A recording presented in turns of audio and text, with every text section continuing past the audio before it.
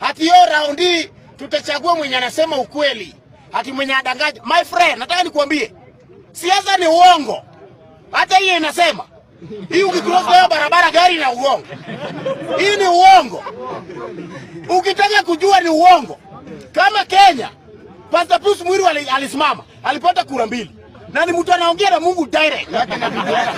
Mnataka ukweli gani? Pastor Pius Mwiru, simulimpea kura 2. Alafu mtu anakuja kusema ati tunataka mtu wa ukweli. Tunataka mtu wa ukweli. Ukweli na ulikataa Pastor Pius Mwiru. Kuna mtu wa ukweli mwingine? Siasa ni uongo. Siasa ni uongo. Na ndio kwa maana Ruto amedanganya watu tangu utotoni. Baba yako mwenye alikuwa anasema ukweli ako wapi? Ako nyumbani analima mihogo.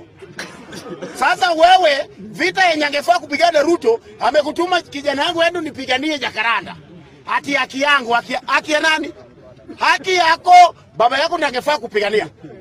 Kwa hivyo wewe rudi kwa baba yako.